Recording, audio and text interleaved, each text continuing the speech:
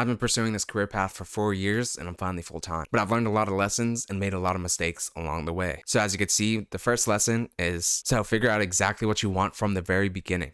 And I have a course called the Modern Music Career Academy that essentially will start you there. It'll start you on your foundation, exactly what you want to do, your concept for your brand and for your business, and what revenue streams you actually want to pursue. This video is a little sneak peek into what you'll get in that course. And with the knowledge I have, I was able to produce for more than 30 artists, and I've built 2 5-figure businesses. As you can see, I have a clothing brand as well. We have backpacks, hoodies, shirts, etc. So the first lesson is to use all of your skills. So for example, this person wanted my help recording, but I also have skills as a pianist and as a drummer as well. And turns out he needed piano and drums on his track.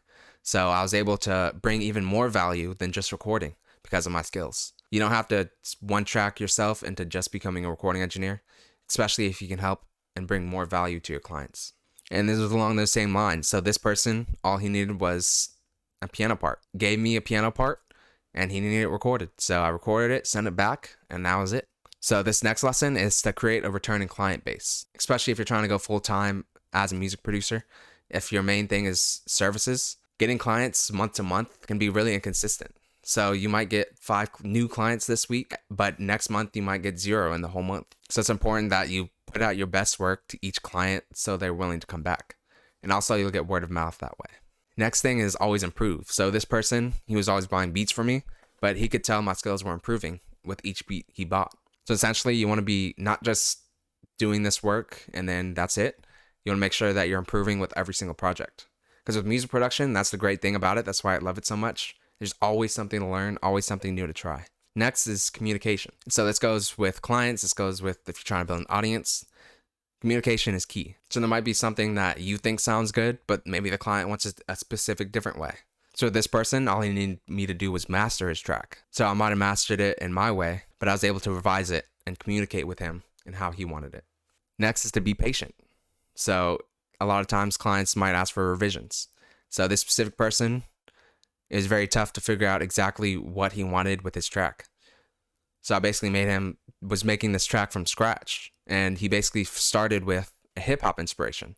So usually I have him send reference tracks and he basically wanted hip hop. So I made a hip hop track. But then the next reference track was actually Michael Jackson. And then after Michael Jackson, he sent me an Afrobeat. So then I had these 3 competing genres and it's very difficult to pinpoint exactly what he wanted. So again, that goes back to communication, and that goes back to being patient. Just revise as much as needed. And this person said, this is the best beat I've ever heard you make. So it's important to remember both positive and negative feedback. With this positive feedback, it's great to hear, but you also want to pinpoint exactly what they liked about that beat. So that way, in the next beat, I can take those exact elements and make them even better. This one, I was working with a marketing manager, and the lesson here is to learn skills outside of music. So I was able to learn marketing, so I don't actually now have to hire a marketing manager. And that might be something I do down the line. But as you can see, I'm making YouTube videos, I'm making content because I was able to learn not just from this person, but from others as well. So learn skills outside of music. It's not just about your musicianship or how good your music is. There's a lot of different other elements to business. Next, make projects as simple and easy for the client as possible. So this person, all he wanted to record a rap vocal for his track. So he had the beat. Basically, I was like, you know what, we'll run up to the studio right now. And basically, he sent me his beat. I imported it into the project, recorded for 2 hours, and that was it. We were good. So you want to make it as simple and easy as for the client as possible. This goes back to taking opportunities outside of music. So as you can see, I make YouTube videos, so I'm good at editing. So someone might ask me to edit, I can do that as well. So next, this goes more into the client process itself. So sometimes you want to ask the artists and figure out whether they want to understand the process or just have you do it for them and not even be involved. So some people, they might not understand music theory. They don't understand production at all. So they just don't even want to look at it. They just want it done. But some other people, it's their track. It's very personal.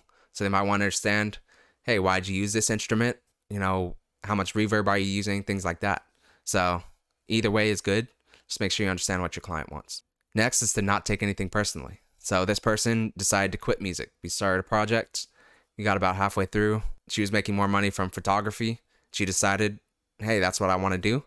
And sometimes you can't take that personally.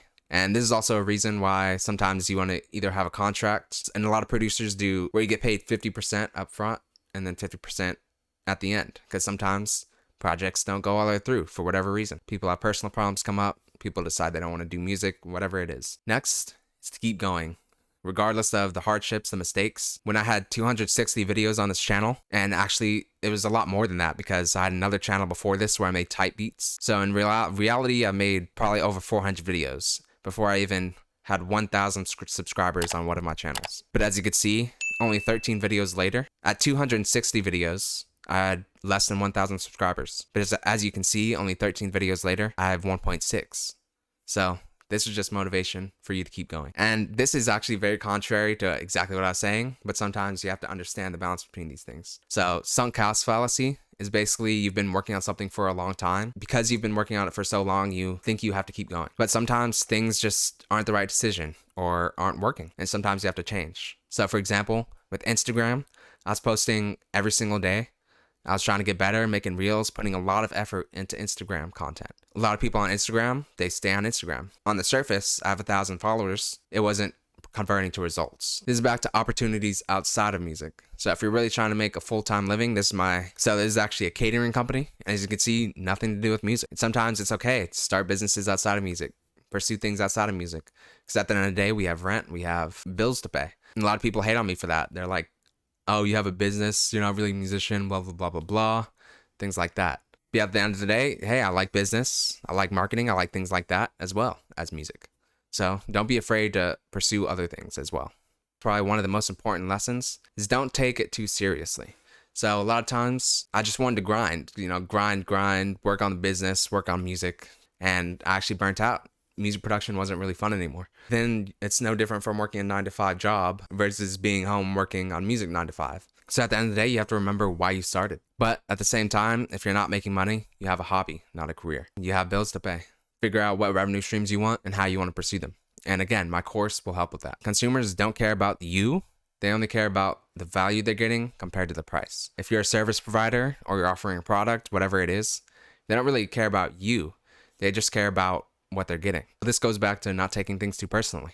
You have to remember you are a business. And along those same lines, clients aren't your friends. They really, again, only care about the value they're getting. So sometimes there's really good clients. Maybe you actually do end up being friends with them. You have to remember that when you're in the studio or wherever, they're just treating you as a business. Next thing is understanding entrepreneurship as a whole. So at the end of the day, all it is, you're solving a specific problem for a specific person. So let's say you're just a musician that plays at bars.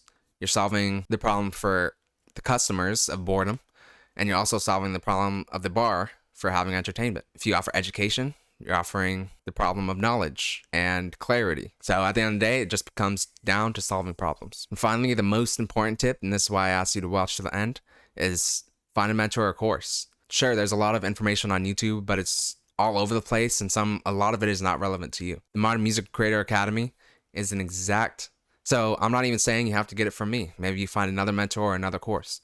But the Modern Music Creator Academy is designed to take you from zero all the way to a full-time music creator. So we'll start with the foundation, understanding music careers, understanding what paths you can take, getting clarity on that.